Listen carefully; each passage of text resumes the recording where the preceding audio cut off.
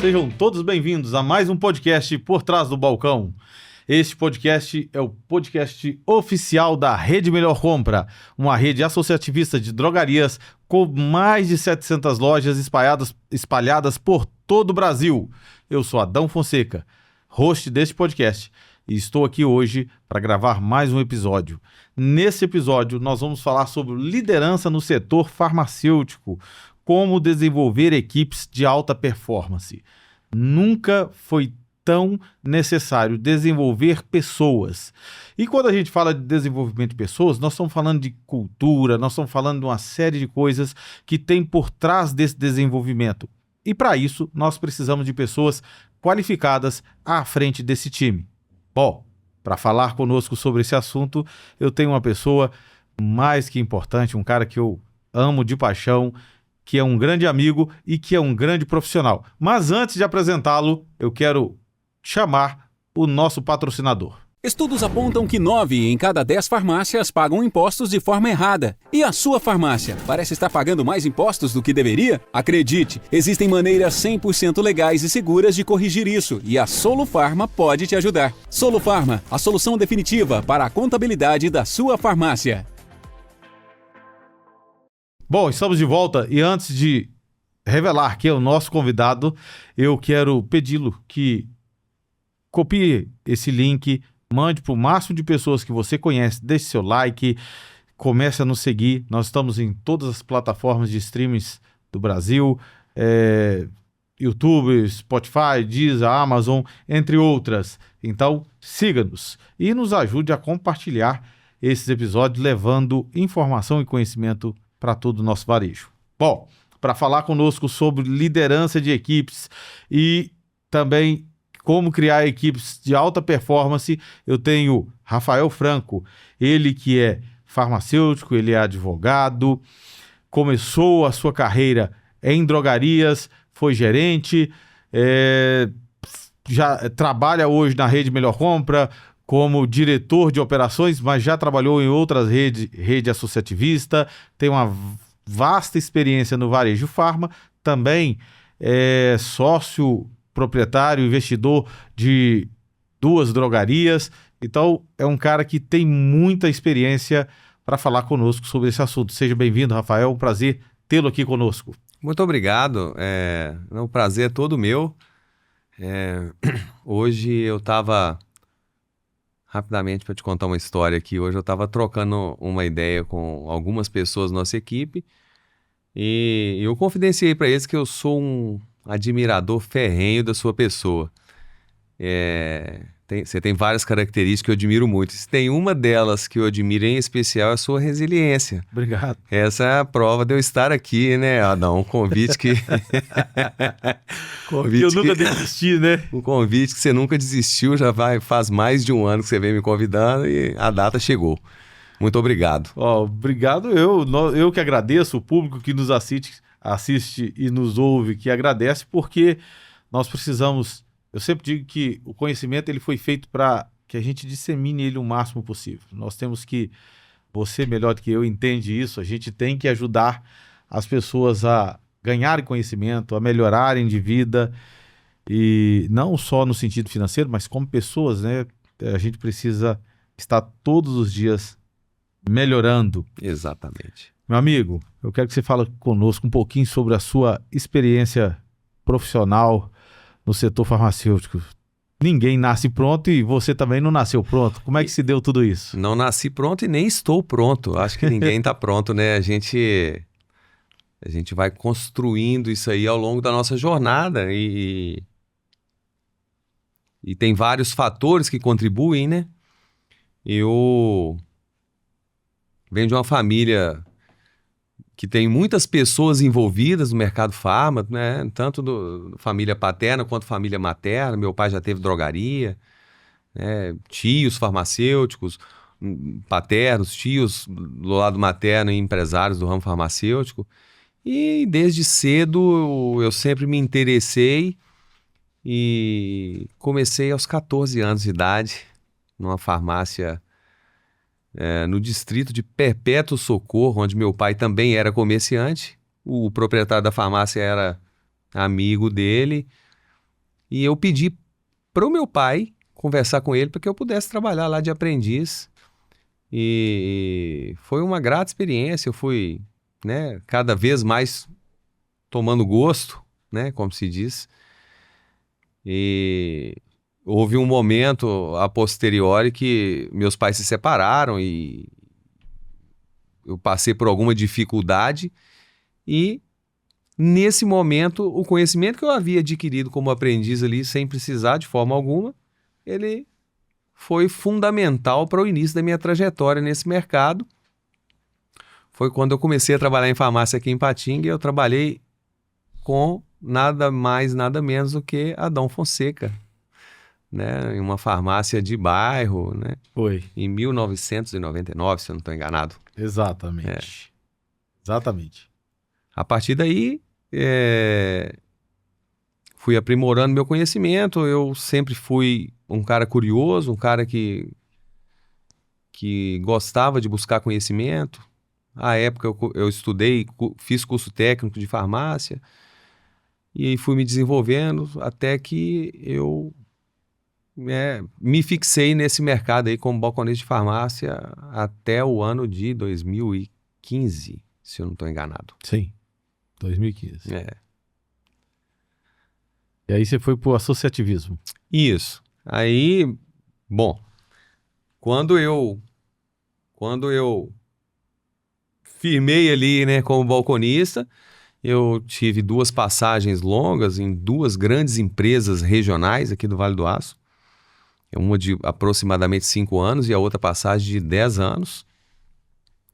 Muitos desafios, né? Eu vim refletindo hoje sobre o episódio, o tema que você falou comigo, que seria o episódio. Cara, eu ouvi no podcast Por Trás do Balcão, se eu não estou enganado, o Fábio Alvim da Oriente falando que a gente é a média das 5 pessoas com quem a gente mais convive. Exatamente. Então, assim, como que eu me preparei? Eu acho que foi muito empírico num primeiro momento. Né? Muita vontade. Muita vontade. No segundo momento, eu busquei conhecimento especializado, mas nesse primeiro momento foi um negócio empírico. Eu tive excelentes gestores. Eu tive pessoas com quem eu tenho uma dívida de gratidão muito grande. Né? Eu vou citar os nomes, por exemplo. Trabalhei 5 anos com o Célio, que é um cara que me ensinou muito. Da Drogaria Veneza. Célio da Drogaria Veneza. Me ensinou muito sobre a vida e sobre liderança, né? Sim. Depois eu trabalhei 10 anos com o Sr. Oveste da Drogaria São José, um pioneiro aqui de Patinga, formado na UFMG em 1959, abriu a farmácia em 1960, a primeira loja. CRF. Exatamente. Então, assim, eu trabalhei com ele durante 10 anos, construí uma relação de amizade com ele, com os filhos dele, que eu cultivo até hoje. Inclusive, encontrei com o Elcio em um restaurante hoje, quando estava almoçando. Se o Elcio estiver nos ouvindo aí, um abraço para ele. Eu tenho uma consideração muito grande por ele. E aí você vai ser na média daqueles gestores ali. Você começa a desenvolver uma capacidade de liderança, você começa a influenciar pessoas, você começa a ser inspiração para uns. Né? Eu sempre tentei fazer o melhor que eu podia com as condições que eu tinha, até que eu tivesse condições melhores para fazer melhor ainda. E assim foi se iniciando a minha trajetória profissional. Em 2015, se eu não estou enganado, vocês me perdoam, eu sou muito ruim de data. Eu fui, na verdade, em 2013, eu fui convidado para trabalhar em uma iniciativa associativista. Porém, eu declinei do convite porque eu estava cursando faculdade de Direito à época e não era um momento bom para eu trancar, mudar da cidade. Eu já vinha de um histórico aí de já ter trancado a faculdade, ter que voltar depois. Eu resolvi declinar do convite. Em 2015, eu estava no 10º período da faculdade de Direito e recebi outro convite para ingressar no associativismo, uma iniciativa fora daqui, como gerente comercial. E eu gostei da proposta, mas eu estava noivo. Foi em agosto que eu recebi essa proposta, eu estava noivo e eu iria casar em outubro. Então eu gostei da proposta e falei com o gestor que havia me convidado. Falei, olha, eu preciso de conversar com minha noiva, com minha família, né? Mas eu achei interessante, né? Eu já tinha um entendimento do que era o associativismo maior do que naquele primeiro momento, porque a farmácia em que eu trabalhava, ela passou por um processo de associação a uma rede associativista, né? De filiação a uma rede associativista. Então eu saí de lá e fui conversar com a minha mãe, com meu pai, né, e com a minha noiva, que inclusive eu acho que é a grande responsável por eu estar aqui hoje, porque ela, né, além da minha mãe e do meu pai também, que me apoiaram muito, né, a minha mãe ficou muito feliz, a minha noiva, ela me apoiou incondicionalmente. Eu ia casar no mês, eu comecei a trabalhar nessa rede associativista em setembro, para me casar em outubro, então eu ficava fora de segunda a sexta. E eu precisava ter um carro à época, e eu não tinha, porque eu tinha vendido meu carro para comprar um apartamento para casar. Ela tinha um carro antigo, que não tinha condições adequadas para que eu pudesse viajar para trabalhar. Ela me deu o carro, falou, não, eu acredito no projeto e eu acredito em você. Ela falou, você pega meu carro, nós vamos pegar a diferença para você comprar um carro mais novo para você viajar, emprestado com meu pai. Então eu peguei o carro dela, peguei o dinheiro emprestado com o meu sogro para eu comprar um carro, para eu poder aceitar a proposta e começar no associativismo. Então, assim, eu devo isso a ela, né? E é por isso que tudo que eu faço pela minha família, porque eu acho que casamento é isso, uma parceria de sucesso ou de não sucesso. Se o sucesso não está aqui hoje, vamos buscar ele. Se acreditamos junto no projeto, vamos entrar de cabeça, vamos vestir a camisa e vamos junto. Então foi aí que eu comecei a minha trajetória no associativismo. Então, graças à minha família, que era minha noiva / esposa, no mês seguinte, eu comecei no associativismo fora de Ipatinga, e graças à minha família eu tive que voltar para Ipatinga. Porque 5 anos depois eu já tinha um filho, né? E foi ficando pesado para mim, de ficar sem vê-lo, ficar sem conviver. Eu saía na segunda de manhã, voltava na sexta à noite. Na verdade, eu voltava sexta-feira à tarde, né? Nesse interstício, eu fui convidado para iniciar na ordem maçônica. Eu sou pertencente à maçonaria, que é uma instituição muito, às vezes, mal interpretada pela sociedade, mas que é uma instituição essencialmente filosófica, de aperfeiçoamento moral e intelectual. E que também me ajudou muito a me tornar um líder melhor do que eu era ontem. Porque lá eu aprendi que o desafio não era ser melhor do que o outro. Era ser melhor hoje do que eu era ontem. Uhum. E ser melhor amanhã do que eu era hoje. E assim sucessivamente. Daí, quando foi em 2019, eu saí de lá e assumi a diretoria de operações da Rede Melhor Compra. Sem sofisma, eu posso falar que é a melhor empresa que eu já trabalhei em toda a minha vida. Eu sempre fui muito identificado com as empresas nas quais eu trabalhei. E sempre fiz o melhor que eu podia, sempre. Mas a Rede Melhor Compra é, de longe, de muito longe, a empresa com a qual eu mais me identifiquei, a empresa que me deu uma credibilidade absurda, que me deu uma autonomia que você sabe que é absurda, e que sempre acreditou em mim, segue acreditando em mim. Então, eu tenho muito orgulho dessa trajetória até aqui. Que legal, que legal. Bom, pessoal, vocês ouviram aí a história do Rafael e olha que legal. O Rafael falou algumas coisas, eu quero só aproveitar esse gancho aqui, porque quem está nos ouvindo são gestores que estão desenvolvendo a equipe, mas também tem pessoas que estão sendo desenvolvidas e se desenvolvem. Primeiro que nós somos a média das pessoas que nós convivemos, eu concordo contigo, nós somos a média das pessoas que nós convivemos com ela. E quando a gente, segundo que você falou, uma coisa interessante, que você elegeu algumas pessoas como referências para você. E na vida a gente precisa de referências. Hoje no almoço, eu também estava almoçando com algumas pessoas e eu disse que as nossas referências nem sempre elas ficam para sempre. Às vezes a gente troca as referências, porque as nossas referências elas estão dentro daquilo que elas sonham, almejam e tá tudo certo. E às vezes a gente quer alcançar novos ares. Tudo é muito mutagênico, né? Sim, exatamente. Há pessoas que têm níveis diferentes de ambição e tá tudo certo. Exato. Eu acho que o que não pode acontecer é não ter ambição nenhuma ou ter tanta ambição que se transforma em ganância. Mas níveis diferentes de ambição, para mim tá tudo certo. Tá tudo certo. Vai com cada um. Eu concordo contigo. Então, a primeira coisa que eu quero deixar para você é: quem é a sua referência? A minha primeira pergunta que eu faço para você: quem é a sua referência? Você precisa ter uma referência. Você precisa ter alguém para te guiar. Na vida nós temos guias, a gente escolhe pessoas para nos guiar a um caminho. E aí eu quero deixar uma provocação para você que está nos ouvindo nesse instante, nos assistindo. Quem é que vai te guiar? Nós estamos para entrar em 2025. Quem vai te guiar em 2025? Com quem você vai estar? Lembre-se, Fábio Alvim esteve aqui há 2 anos atrás, num dos primeiros podcasts que nós fizemos, e disse que ele era a média das 5 pessoas. Rafael, 2 anos depois, chegou aqui e disse que ele é a média das 5 pessoas.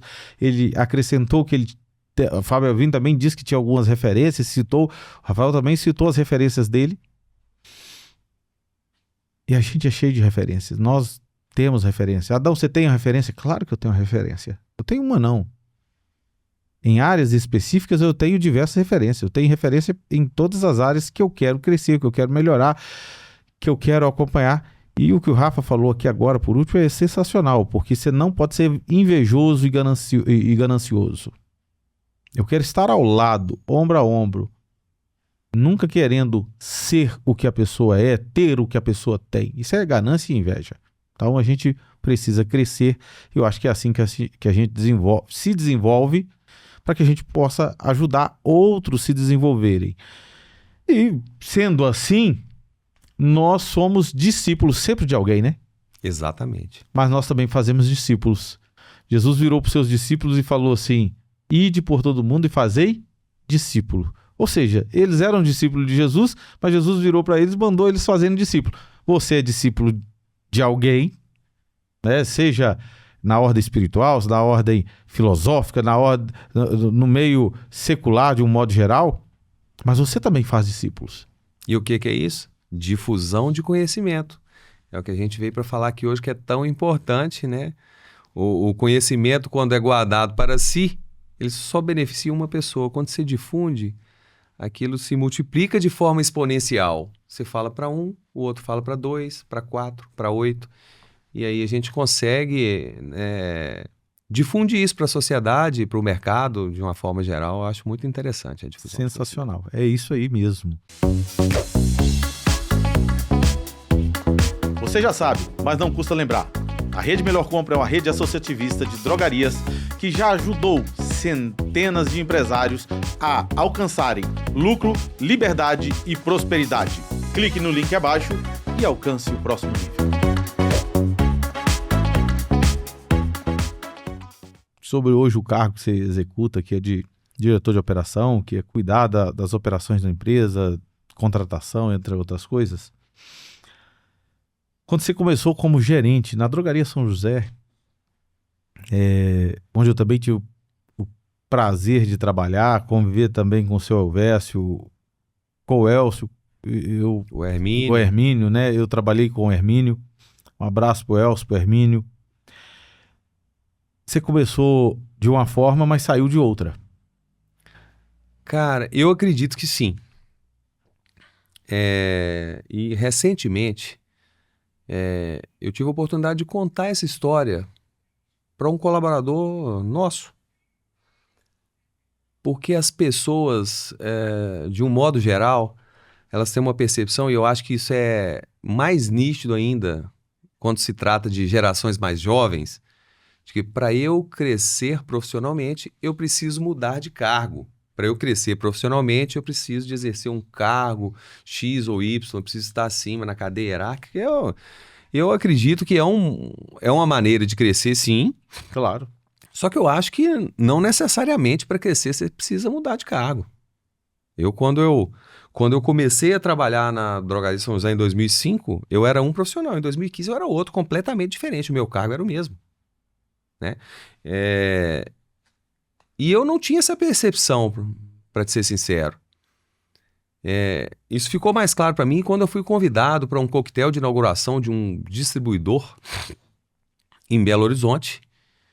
E fui, né? E cheguei lá, tinha um proprietário de uma grande rede, uma rede nossa regional aqui, filiada à Abrafarma. E em determinado momento do coquetel, ele me procurou. Ele me procurou e falou: você que é o Rafael da Drogaria São José? Eu falei: sim, sou eu. Aí nós conversamos brevemente, ele falou um pouco sobre a empresa dele, eu falei um pouco sobre a minha história ali na Drogaria São José, e ele falou comigo, falou: cara, eu vou deixar um cartão meu contigo, se você tiver interesse em trabalhar conosco, a gente tem vaga para você. E ele falou assim: a gente tem vaga para você e para o fulano de tal, que era um outro balconista muito antigo que trabalhava na Drogaria São José. Eu agradeci ele, né? Foi um convite indireto, eu agradeci ele, guardei o cartão e voltei refletindo sobre aquilo ali. Falei: olha, eu não sou o mesmo profissional que entrou aqui há 10 anos atrás. Porque tem um proprietário de uma grande rede, que não é de Ipatinga, que me conhece. Sabe o seu nome? Sabe meu nome. Sabe onde você trabalha? Sabe do trabalho que eu estou executando. Então eu acho que para crescer profissionalmente existem várias maneiras. Nem sempre é necessário mudar de cargo. Eu acho que Mas o seu salário já havia mudado. o meu salário havia multiplicado algumas vezes. A gente, né, exerce função de remuneração variável e aí o céu é o limite. Depende do tanto de vontade que você tem de ganhar dinheiro, Sim. né, e de fazer, de novo, o melhor que você pode com as condições que você tem. Então, assim, eu sempre tive muito respaldo, né? A cultura da empresa era muito diferente do que eu era habituado quando eu entrei, né? Eu chamei o pessoal, vamos conversar. Eu acho que nós temos que ter uma cultura diferente, eu acho que nós temos que ter uma política diferente de trabalho, porque vai ser mais rentável para mim, vai ser mais rentável para a empresa, vai ser bom para todo mundo. Falei: olha, o estoque não está adequado, né? Os produtos que às vezes têm alta rentabilidade, eles são escassos aqui. Então, eu sempre tive carta branca.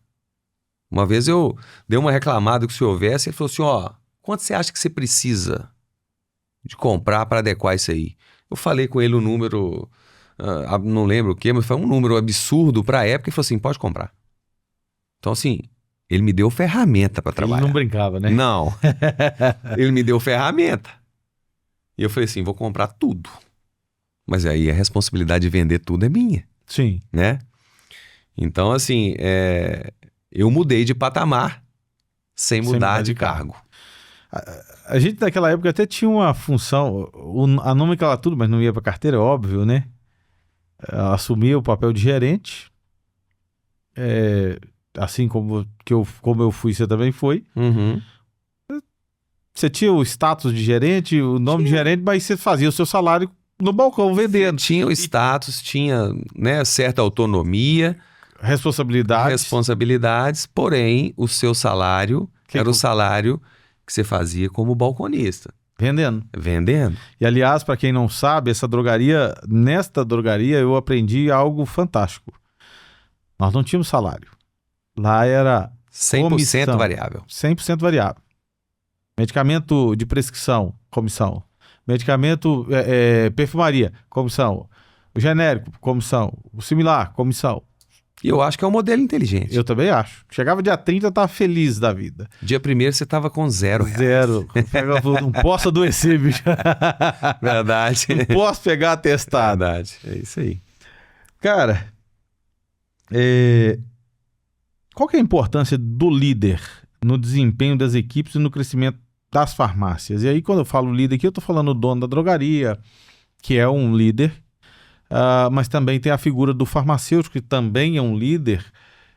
Por si só, o farmacêutico já é uma liderança forte, porque cabe a ele, inclusive de acordo com a RDC 44, capacitar todos os colaboradores em todos os aspectos e supervisioná-los, né? Então, qual que é o papel desse cara na formação do conhecimento, do bom andamento da drogaria, para que ela tenha bons vendedores, mas também ela tenha um bom caixa, ela tenha um bom motoqueiro fazendo entrega, porque era o que você cuidava naquela época, hoje em outros fatores, mas você acaba cuidando basicamente fazendo a mesma coisa.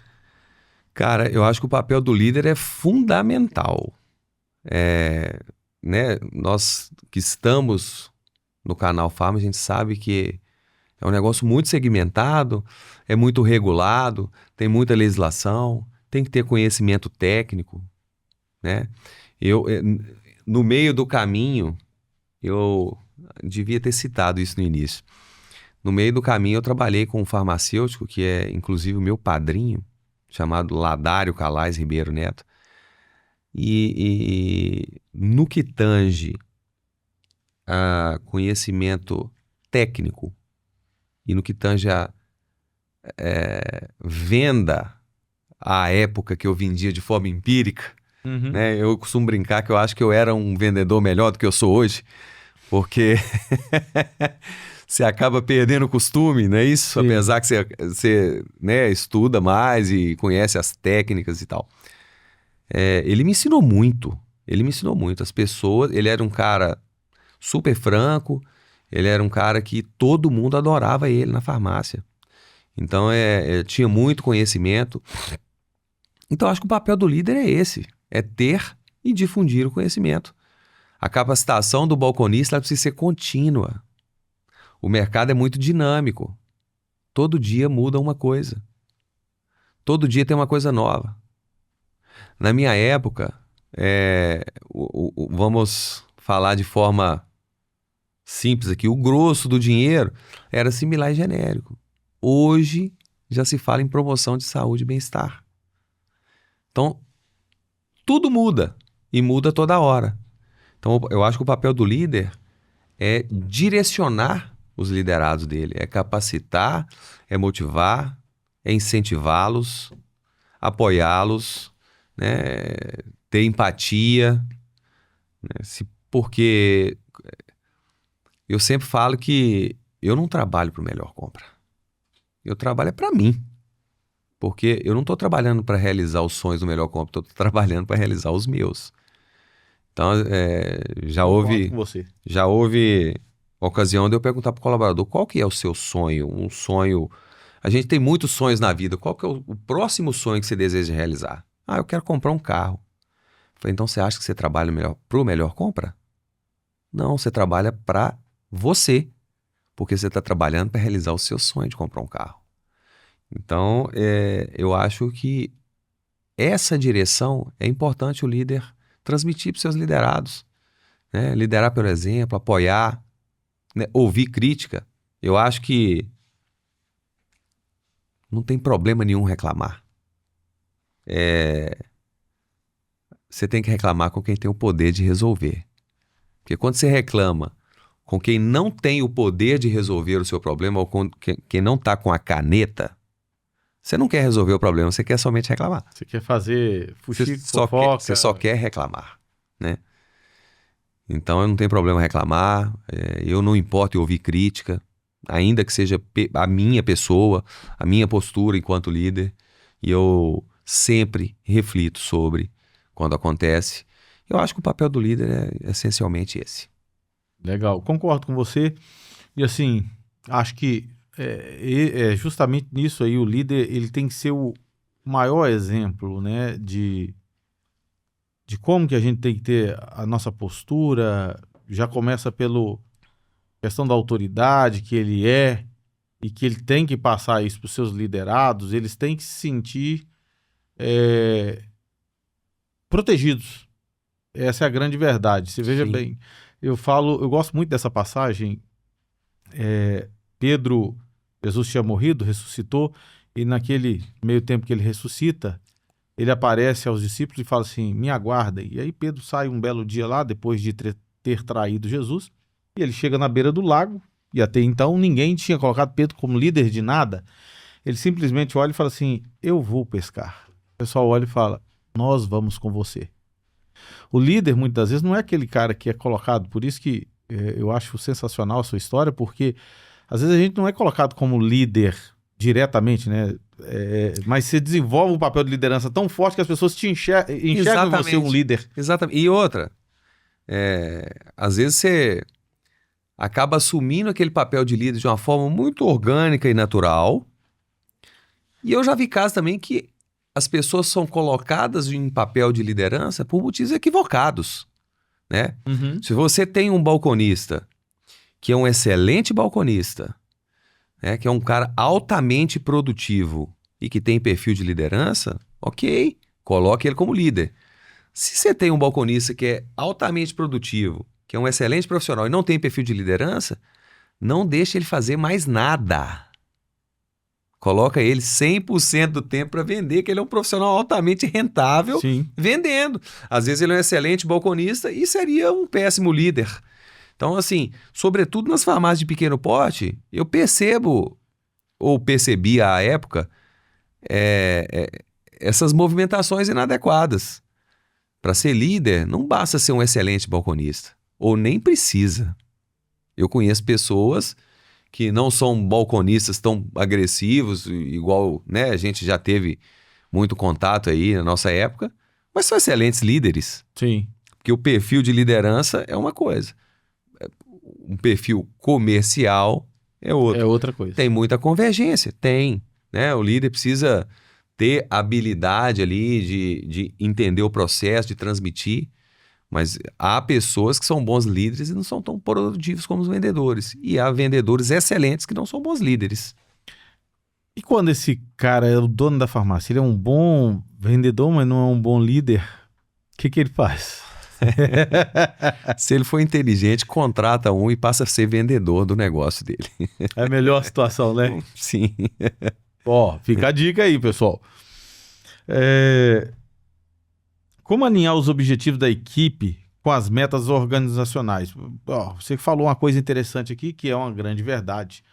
Nós trabalhamos pelos nossos sonhos, né? E quando a gente tem sonho, a gente começa sempre buscá-los, né? Então, eu saí lá da farmácia, fui para a distribuição, porque eu sonhava em ser um grande representante, e aí estava bem na distribuição, mas surgiu a oportunidade de vir para o associativismo, vim para cá e fui diretor comercial por 12 anos.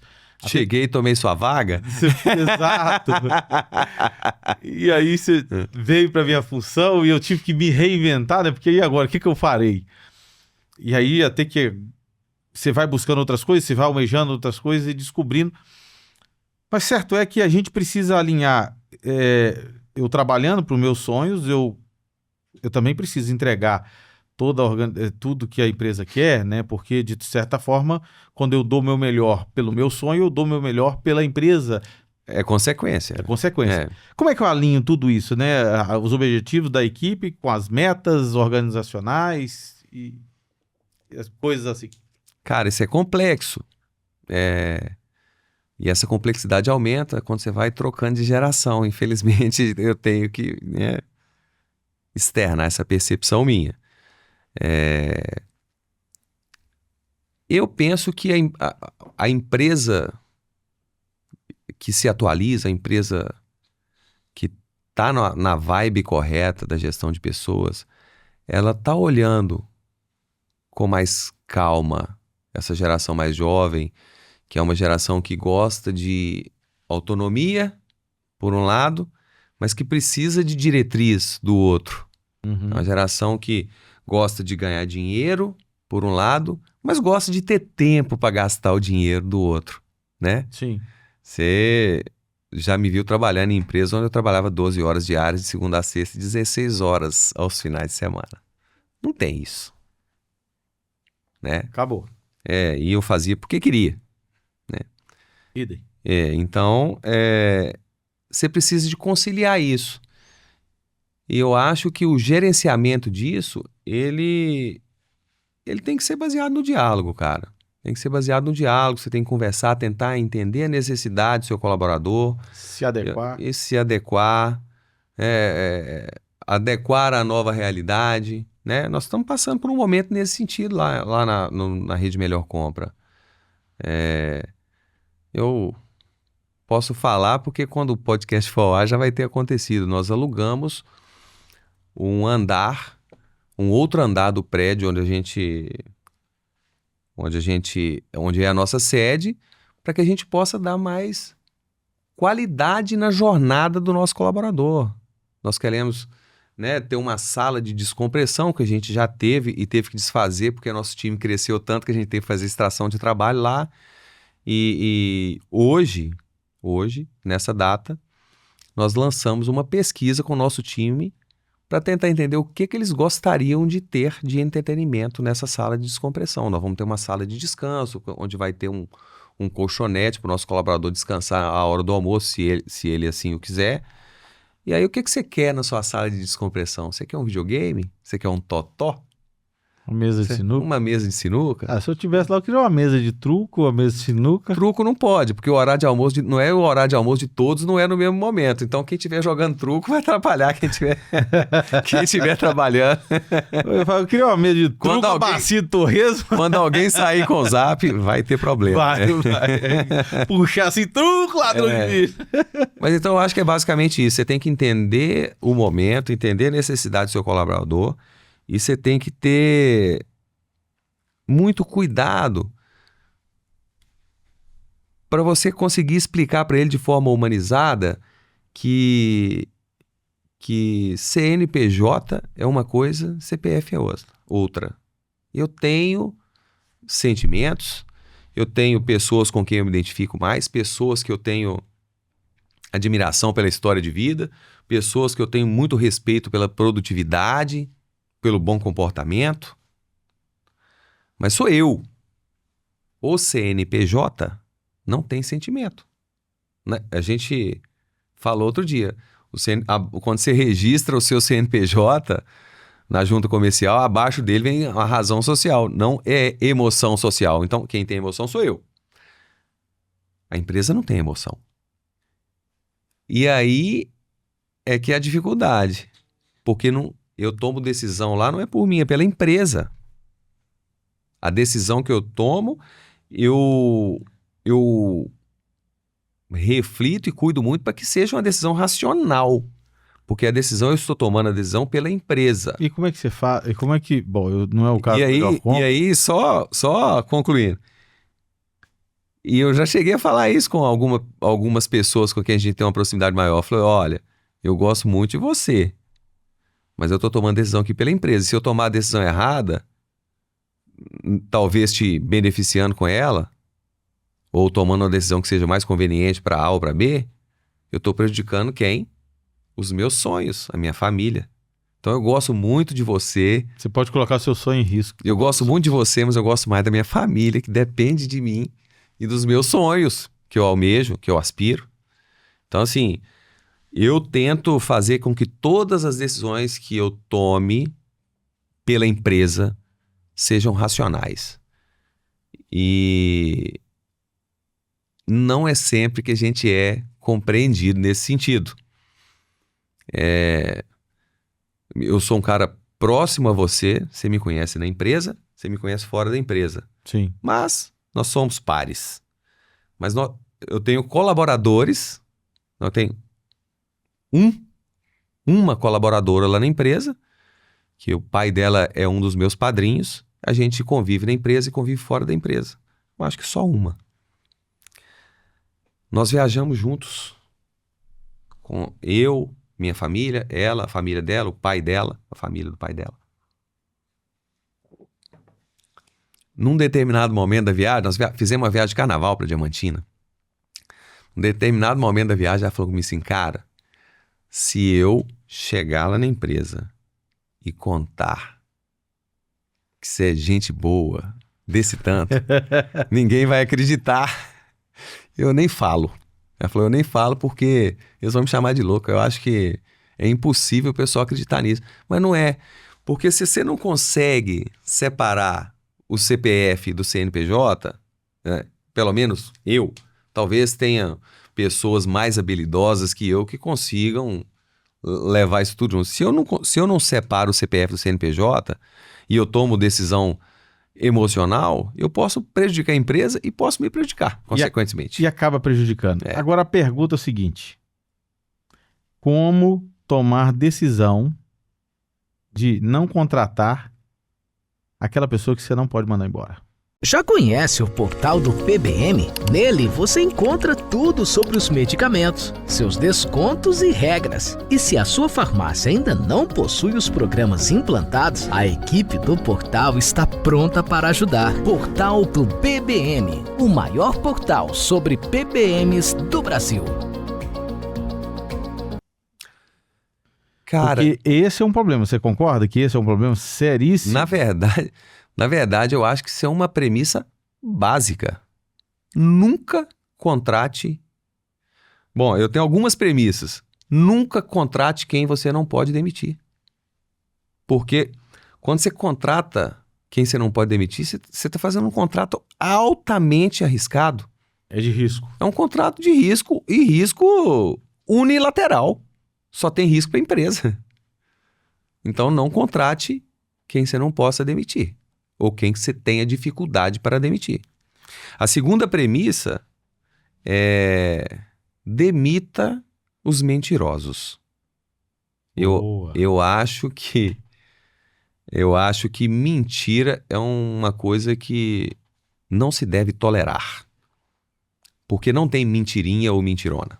Às vezes o colaborador conta uma mentirinha para justificar uma atitudezinha e aí você releva. Não releve. Não trabalhe com gente mentirosa. Porque se você tem algum motivo para desconfiar da pessoa, ela não deve trabalhar com você, na minha opinião. Talvez eu tenha uma opinião muito radical, mas essa é a minha opinião. E a terceira premissa é gerencie os insatisfeitos. Porque na empresa você tem 3 perfis de colaboradores. Você tem os colaboradores satisfeitos, você tem os colaboradores neutros e você tem os colaboradores insatisfeitos. O que ocorre é que, suponhamos que você tenha 30% de colaboradores satisfeitos, com mais 60% de colaboradores neutros e 10% de colaboradores insatisfeitos. Gerencie os insatisfeitos. Eu costumo usar uma matriz de comportamento e performance para gerenciar esses colaboradores insatisfeitos, porque os colaboradores insatisfeitos, eles são muito nocivos à empresa se não gerenciados. Por quê? Os colaboradores que estão satisfeitos, eles não difundem a satisfação dele com a empresa. Sabe por quê? Porque eles estão ocupados trabalhando. Não tem tempo de ficar. Eles não têm tempo normalmente. Ou quando tem tempo, eles preferem não fazê-lo. Agora, o insatisfeito é aquele que eu comentei agora há pouco. Ele não vem manifestar, via de regra, a insatisfação dele comigo. Porque se vier manifestar a insatisfação dele comigo, tá ok. Nós vamos fazer o que a gente puder para resolver. O que eu falo sempre lá é o seguinte: pelo menos ouvir e refletir com muita atenção e muito carinho nós vamos fazer. E vamos te dar um retorno. Se o retorno for negativo, entenda, a empresa teve um entendimento diferente do seu. Caso contrário, falou, a empresa concordou com você, refletimos, vamos mudar o processo, vamos mudar isso. Só que esse colaborador insatisfeito, quando ele não reclama com o gestor, quando ele reclama com o colega, ele não quer resolver o problema, ele quer reclamar. E ele começa a atrair o colaborador neutro para insatisfação. Que muitas das vezes não está no patamar muito bom, mas Tá neutro. o desempenho dele não é tão bom quanto aqueles 30%, mas também não é um desempenho ruim. Isso, tá neutro. Tá neutro. Então, assim, eu tenho feito um exercício de convidar o meu colaborador satisfeito para me ajudar nessa mudança de mindset. Pô, eu tô vendo que você está enxergando. Por exemplo, a gente tem passado por algumas mudanças e toda mudança gera desconforto. Isso é inerente à condição humana. Então, nós estamos passando por algumas mudanças que estão causando desconforto em todos, em vocês também, em nós também. Sim. Porque a mudança é difícil para todo mundo. Então, eu gostaria de te convidar para a gente ver isso sob outra ótica. E aí eu exponho meu ponto de vista de forma clara, inequívoca, detalhada. Entenderam? Entendemos. Concordamos com você. Então, me ajuda a mudar o mindset da galera que tá com um pensamento diferente, porque é natural as pessoas terem aversão à mudança. Mas eu acho que tem mais mudança para melhor do que para pior no mundo. Geralmente, sim. Entendeu? Então, assim, o exercício que eu tenho feito vamos convidar esse colaborador aqui para nos ajudar a difundir essa mudança de mentalidade para que cada vez mais pessoas estejam satisfeitas. E aquele insatisfeito, você convida ele a mudar? Não, é aquilo que a gente fala, a gente gerencia, a gente chama, conversa, dá feedback, a gente entende. O feedback é importante. O feedback é fundamental. O feedback é fundamental. Quantos feedback você dá? Quando eu te falo que pelo menos 3. Então, o ideal, quem está nos ouvindo, se você tem um colaborador que não faz aquilo, porque tem muita farmácia, Rafa, que vira e fala assim, você chega e fala, cara, esses produtos têm que ficar aqui todos organizados dessa forma. Ah, eu falo, mas meus funcionários não fazem. Como que eu lido com isso? O que eu tenho que fazer aqui? Em toda relação de trabalho existe uma relação de subordinação. Se é função inerente ao cargo dele, ele não tem opção. Se ele não e se ele não faz... Você vai ter que conversar com ele. Você dá um feedback, 2, 3... Você dá um feedback, 2, enfim, tenta entender o motivo pelo qual ele não fez, se tem alguma razoabilidade. Se não tem, eu acho que ele precisa ser convidado a experimentar novos desafios no mercado de trabalho, porque, cara, o colaborador que não faz o que você determina para ele ser feito, o colaborador que reclama sem querer resolver o problema, ele está treinando o restante da sua equipe. Ele está mostrando para os demais colaboradores da empresa o limite da sua tolerância. Então, todos os outros que estão vendo, você mandar ele fazer, você pedir para fazer, você explicar o porquê e ele não fazer, todos os outros estão entendendo o seguinte: até aqui, meu gestor tolera. Então, é aquilo que eu te falei, um negócio muito racional e talvez pode ter alguém que esteja ouvindo e falar, porra, que cara desumano. Tem que convidar a se retirar. Porque eu, como gestor, não posso ter a minha credibilidade abalada. Porque hoje eu tenho 65 pessoas sob a minha gestão. Se um abala a minha credibilidade, tem 64 pessoas que estão presenciando aquilo ali e que estão entendendo que aquilo ali é o limite da minha tolerância.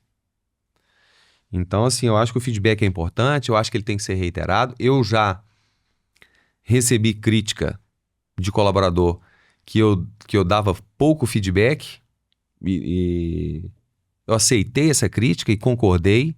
Então, hoje eu tento dar mais feedback, eu tento conversar, eu jamais dou um feedback em tom de brincadeira. E nem em público. Eu chamo a pessoa na minha sala e converso. Por mais que a gente tenha uma pessoa ou outra que a gente tem uma proximidade, consegue fazer uma brincadeira leve ali e tal, quando você for dar um feedback, não faça em tom de brincadeira, para não haver confusão. Porque se você faz em tom de brincadeira, no futuro você pode ser acusado. Pô, mas eu achei que você estava brincando.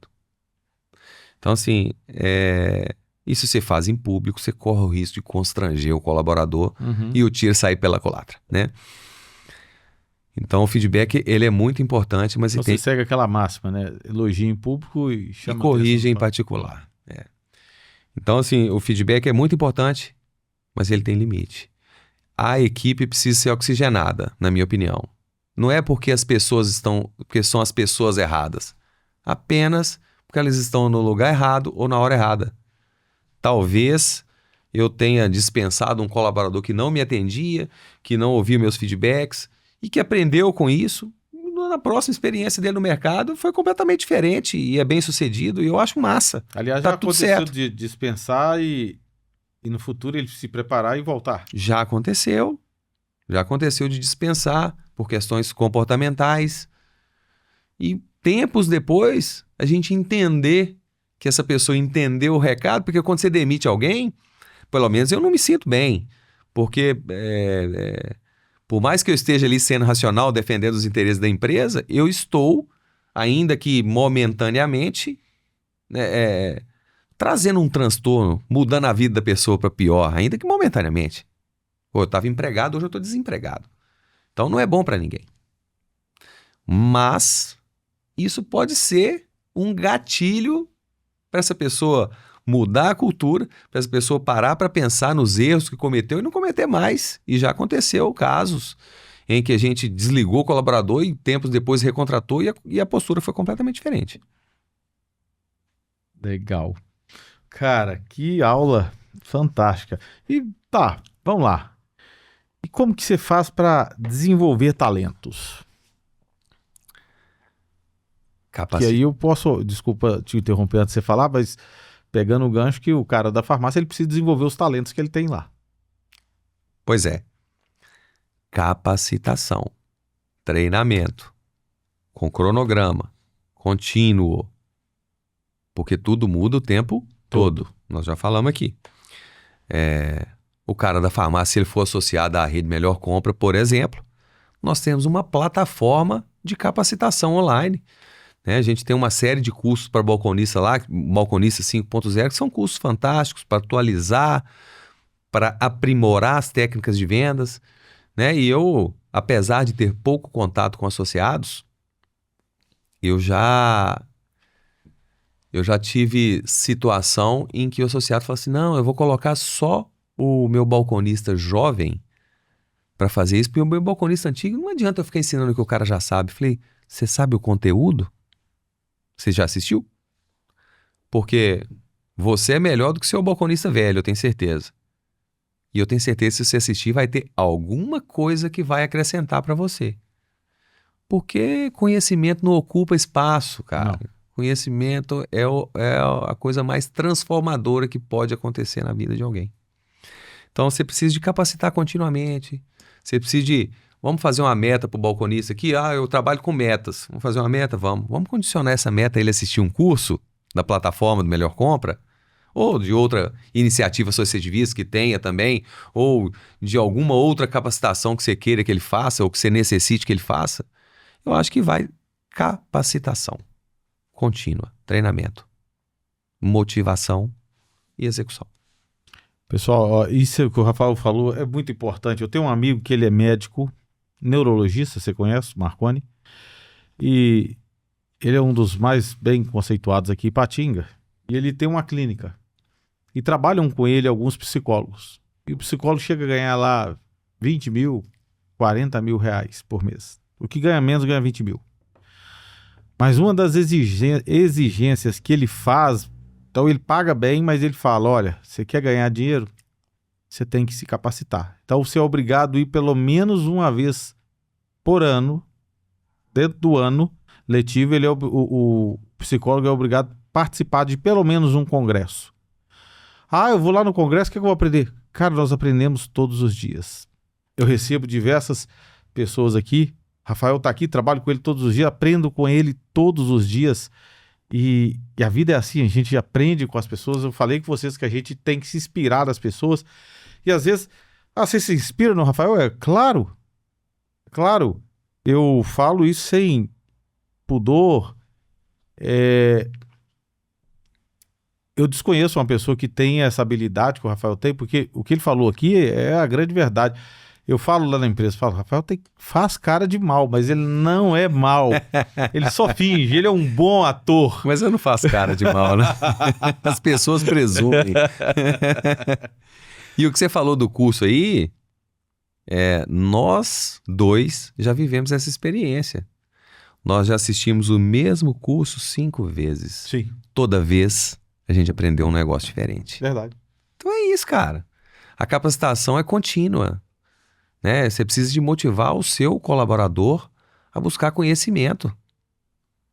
Não há outra maneira. E você precisa de dar ferramentas para ele nesse sentido. Exatamente. Bom, dito isso, eu acho que a maior dificuldade que uma drogaria tem, principalmente a drogaria independente, pequena, é a questão da cultura. a gente geralmente monta uma empresa familiar e eu, particularmente, acredito que toda empresa pode ser familiar, né? Às vezes você não tem um parente direto ali dentro, trabalhando dentro da empresa, mas você acaba se envolvendo tanto que você tem aquele ambiente familiar, você fica tão amigo da pessoa que você brinca, você tem intimidade e tal. Como que eu crio uma cultura organizacional positiva, de forma que eu seja tão íntimo, mas de forma que as pessoas entendam a cultura da minha empresa, de forma que a gente possa separar, como você disse aqui agora há pouco, eu preciso sorrir para uma pessoa, mas ele tem que saber quando eu realmente estou falando sério. Então, a mudança cultural, ela demanda resiliência, né? Sim. Você tem que trabalhar, você tem que definir a cultura da sua empresa, você tem que trabalhar para que isso aconteça e você tem que ser o exemplo de viver aquela cultura.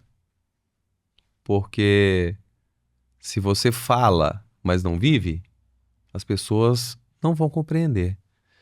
Então eu penso que você precisa viver a cultura da empresa, você precisa respirar a cultura da empresa, você precisa ter tudo muito bem definido, você precisa ter um plano. Onde que eu estou? Para onde que eu vou? Onde eu quero chegar? E você precisa de compartilhar isso com todo mundo. Porque ninguém consegue fazer nada sozinho. As pessoas não têm noção de como as pequenas coisas mudam o resultado ou a direção de qualquer empresa. Às vezes eu tenho uma colaboradora da limpeza. Eu não participo disso aqui. Claro que participa. Ela fazer pequenas coisas, cuidar da limpeza, tornar o ambiente mais agradável, fazer um cafezinho gostoso para o pessoal tomar. Isso tudo vai influenciar no nosso resultado.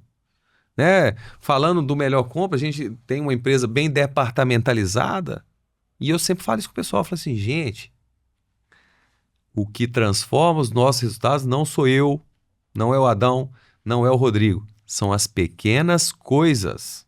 Que todos fazem. São as pequenas coisas que todos fazem. Outro dia eu estava vendo uma reportagem que citava que houve uma época que tinha...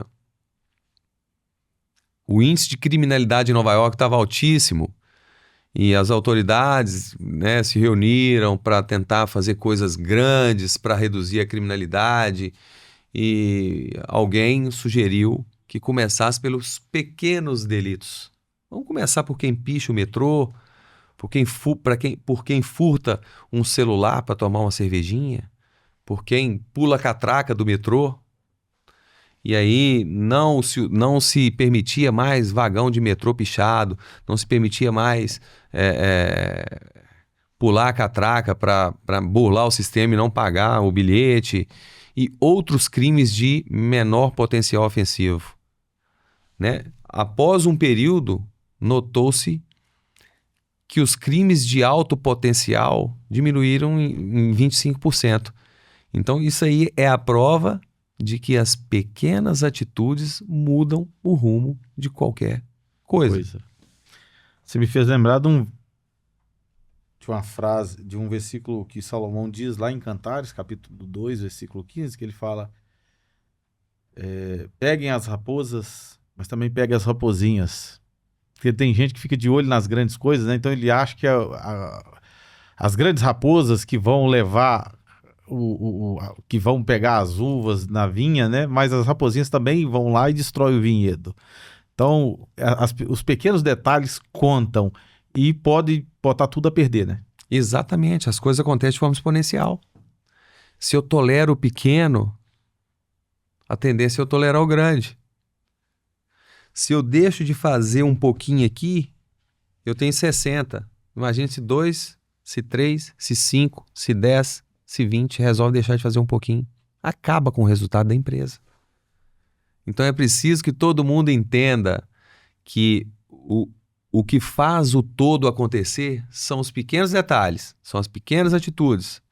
É o engajamento daquele colaborador que está fazendo o que ele pode ali dentro do departamento dele, né? É aquele balconista que se preocupa, né? Que a venda não tá legal esse mês, vamos fazer um pós-venda, vamos pegar um cliente que usa medicamento de uso contínuo, vamos ligar para ele aqui. Quando eu trabalhava em balcão de farmácia, às vezes o meu colega de trabalho que trabalhava de manhã falava, pô, hoje tá muito ruim o comércio e tal. Eu saía de casa 1h30 mais cedo e passava na casa de 2, 3 clientes, chegava lá com 3, 4 receitas, com encomenda. Pô, você chegou e vendeu mais do que eu a manhã toda. Eu estava fazendo o melhor que eu podia com as condições que eu tinha. Sim. E eu estava motivado e interessado. E eu tinha as minhas ambições. Falando um pouquinho de motivação, né? As pessoas se motivam por motivos diversos. Eu, particularmente, eu acho que motivação é algo muito intrínseco. Você tem que entender o que te motiva. E você tem que buscar isso. Tem gente que se motiva por dinheiro, tem gente que se motiva por competição. Então, assim, você entenda o que te motiva e busque isso. Pense nisso. Porque a motivação é algo que é responsabilidade nossa. É claro que é legal você ter um líder motivador e a gente tenta fazer o tempo todo. Não sei se a gente tem sucesso em 100% das vezes, provavelmente não. Mas eu acho que motivação é um negócio muito intrínseco. Eu preciso saber o que me motiva e eu preciso buscar isso. Por quê? Porque eu trabalho para mim. Eu trabalho para realizar os meus sonhos, não é para o Melhor Compra. Eu trabalho para mim, não é para a drogaria do fulano. Então, assim, qual que é o problema se eu tiver a oportunidade de sair da minha casa 1 hora mais cedo, visitar um cliente, visitar outro e produzir mais? Qual que é o problema nisso? Eu sou pago para trabalhar 8 horas por dia, não vou fazer isso. Tudo bem. Quem faz apenas o que é pago para fazer, raramente ganha o que acha que deveria ganhar. Cara, você falou uma coisa interessante, porque assim, pessoal, eu conto, tá o Rafael aqui que ele é prova disso, eu às vezes falo com algumas pessoas, eu gosto muito de filme, pessoal, série, essas coisas assim. Nossa, eu passo aperto, porque toda vez que você cita eu nunca ouvi falar. E gosto de leitura, então assim, eu sou um cara de hábitos peculiares, né? Eu durmo muito tarde, o Rafael sabe disso. E acabo acordando tarde também, né? Mas trabalho muito. Mas eu gosto muito daquela série Suits, principalmente daquela... Nunca ouvi falar. Quando o Harvey Specter chega perto do Mike, e aí o cara tava lá trabalhando, e aí o Harvey fala com ele que ele tinha que fazer uma festa, porque era um escritório de advocacia nos Estados Unidos, e isso ia definir o papel dele como associado de um advogado, né? E ele olha e fala assim, o Mike reclamando, não querendo fazer, e aí o Harvey fala com ele, cara, quando eu cheguei aqui, como você está hoje, eu trabalhava muito, eu ficava direto, trabalhando, parecia que eu trabalhava 100 horas por dia. Hoje, alguns anos depois, as pessoas não me perguntam a hora que eu chego, a hora que eu saio, ninguém quer saber e as pessoas acham que eu trabalho muito. Porque eu construí algo lá atrás, eu fiz mais do que eu era, eu fiz a mais do que eu era pago para fazer e hoje eu recebo mais do que eu realmente faço. Não que ele faça menos, mas é porque quando ele trabalha, ele é bem valorizado. E antes ele não era tão valorizado, mas ele trabalhava muito para chegar nesse patamar. E isso para mim é inconcurso, inconteste. Isso acontece em todos os lugares. Nós já conversamos sobre isso. Às vezes você faz um esforço gigante num primeiro momento, você constrói uma história que te permite ter mais flexibilidade no futuro, trabalhar um pouco menos mesmo, e tá tudo certo. Eu tô vivendo de passado? Não. Eu tô vivendo de presente. Tá vivendo o que você construiu. Tudo que eu construí lá, nós estamos vivendo aqui agora. Aliás, nós estávamos no mesmo curso com o Sérgio Carneiro. Exato, aí a história. E o Sérgio, eu vivo... eu e o Rafael, eu já disse aqui em outros episódios que Rafael é um par, é um amigo, um irmão, um cara que eu amo de paixão. E a gente sai muito, né? Viajamos muito juntos. Hoje não tanto quanto eu gostaria. Às vezes eu tenho viajado muito sozinho. Você que tá ouvindo aí, assistindo, você já viu, né? O Rafael me deixa mais politizado, né? Você já viu que o cara fala, tem uma elegância no falar. Bondade sua. E aí, assim, a gente viajando muito, nós estávamos... E o Rafael fala que hoje eu trabalho muito pouco, né? Tava contando o Rafa. Não sou eu que falo. Eu apenas te parabenizei. Você fala pra todo mundo que eu trabalho pouco, eu vivo só tirando foto agora, né? Isso, você é um representante institucional, olha que maravilha. Só tirando foto. Isso foi uma construção, cara, você merece. Mas brincadeiras à parte, nós estávamos no evento e o Sérgio Carneiro, ele disse o seguinte: todo gestor ele deve trabalhar para que ele se torne dispensável, Inútil no seu negócio. Quando ele se tornar inútil, ele é um gestor de sucesso. Imediatamente falei, parabéns, você é um gestor de sucesso. Alcancei o sucesso. Uma brincadeira. Eu sei que você trabalha muito ainda. Eu falo pra te perturbar. Não, mas é a vida, a gente constrói as coisas e sempre... eu sempre falo que eu sou um sonhador, o João Collen fala conosco que ele é um sonhador, nós somos sonhadores, né? Todos nós, e temos que sonhar mesmo. Sim, a gente almeja certas coisas na vida e às vezes a gente alcança e podia falar, tá tudo bem, tá tudo certo, não quero, aqui tá ótimo. Mas às vezes você olha e fala, cara, eu ainda consigo chegar mais longe do que eu cheguei. Pra mim isso é sempre uma busca constante e incessante.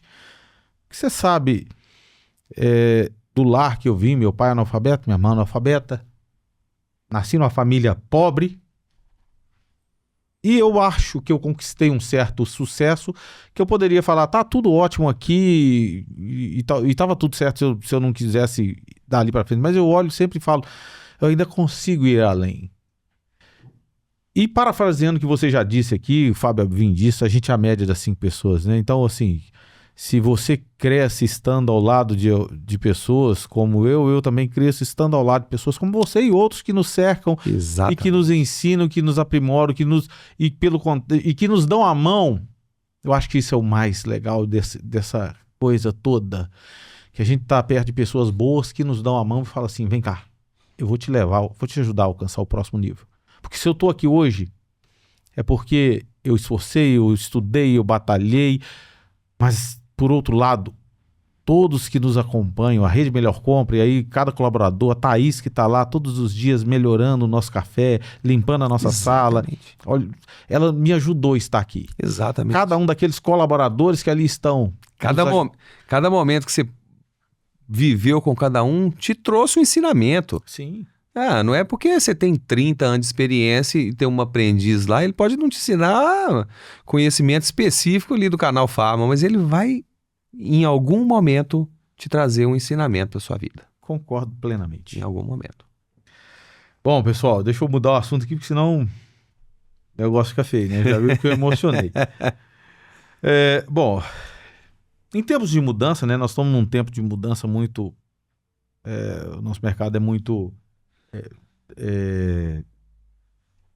volátil, nós estamos num momento volátil, né? Nós estamos saindo do momento VUCA para um outro momento e aí é o seguinte, qual que é o desafio, como é que a gente supera essas crises que a gente vem enfrentando? Nós temos hoje uma galera muito mais fragilizada emocionalmente,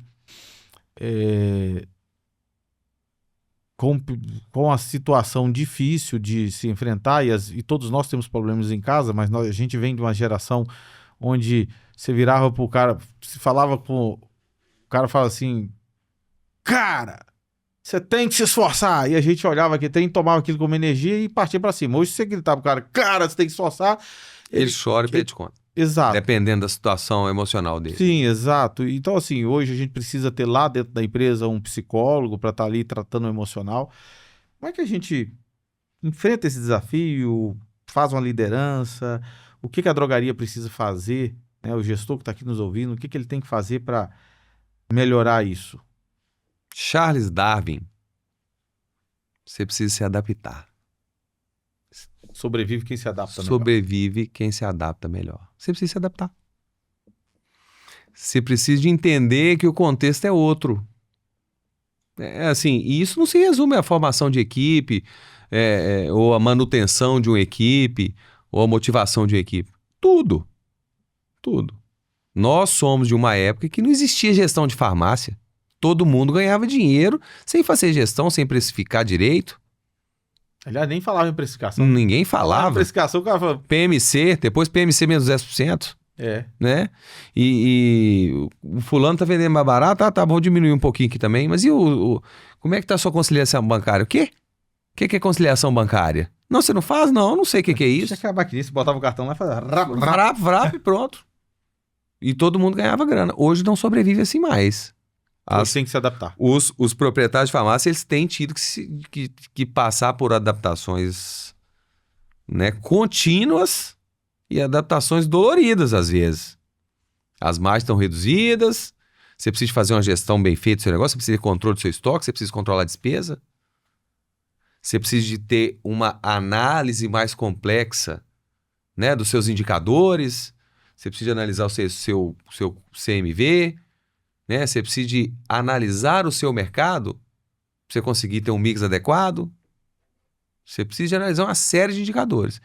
E você precisa de analisar, sobretudo, as tendências que o mercado está ditando, porque não sou eu que dita a regra, é o mercado. Ah, não, mas... Ele é soberano. É soberano. Na minha farmácia é assim. Claro que não. Claro que não. Quem decide isso é o mercado. Porque se na sua farmácia tiver diferente do que o mercado está ditando, você não consegue colaborador para trabalhar contigo. E você não consegue fazer tudo sozinho. Ninguém consegue. Né? Senão ele tá fadado ao fracasso. fracasso. Né? Muito respeitosamente. Bom, que legal. Pessoal, dicas super válidas. Que vocês ouviram, peguem papel, caneta, ouçam novamente. Anotem tudo. O Rafael, ele tem o Instagram, você pode chamar ele lá no Instagram, Rafael Martins, né? Cara, eu não sei te falar, acho que é isso mesmo. Rafael Martins Franco, alguma coisa assim. E o Rafael é meio ruim de Instagram, mas assim, é um cara de grande conhecimento. Eu tô construindo os próximos dias um workshop e eu já comecei a anotar. Eu vou levar um cara de dados, né? O cara para falar sobre dados de mercado, inteligência de mercado. Já tem esse cara. Eu vou levar o Rafael para falar sobre gestão de pessoas, porque o cara é bom, mas bom mesmo. Foi um episódio sensacional. Eu sou um eterno aprendiz. Nós somos.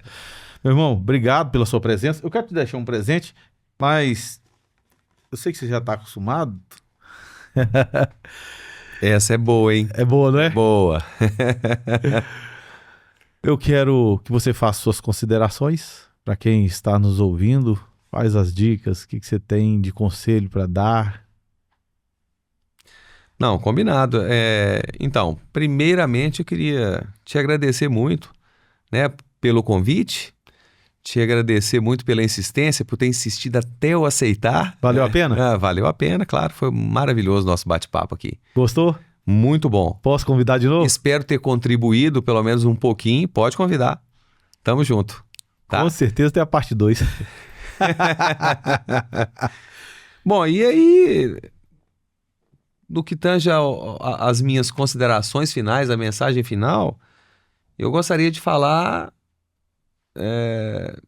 mais ou menos o que foi boa parte do nosso bate-papo aqui hoje. Conhecimento. Só através do conhecimento o homem pode aspirar a uma condição melhor de vida para si e para os seus semelhantes. Você concorda? Concordo. E a gente está falando sobretudo de venda, porque farmácia é venda de produto, rede associativista, que é onde eu trabalho hoje, é venda de serviço. E se existe uma característica precípua a qualquer bom vendedor, é o conhecimento. Uhum. Ele precisa ter conhecimento do produto que ele está vendendo, para ele, né, transmitir confiança. Ele precisa conhecer o cliente dele, as necessidades do cliente dele, para que ele consiga propor uma solução adequada àquela dor. Sim. E ele precisa ter profundo conhecimento do mercado onde ele atua, para que ele possa melhorar a sua capacidade de argumentação e aumentar a sua credibilidade. Para mim, a venda é construída assim. E tudo é baseado no conhecimento. Então, busquem o conhecimento sempre. Com relação aos gestores, eles precisam de viver isso, eles precisam de buscar o conhecimento, eles precisam de trabalhar diuturnamente para colocar isso na cabeça do time. Coloque na cabeça da sua equipe, você não trabalha para mim, você trabalha para realizar os seus sonhos. Faça sempre o melhor que você tem, o melhor que você pode com as melhores condições que você tem, até que você tenha condições melhores para fazer melhor ainda. Porque não é sempre que você tem totais condições de fazer o melhor trabalho possível, mas faça o melhor que você pode.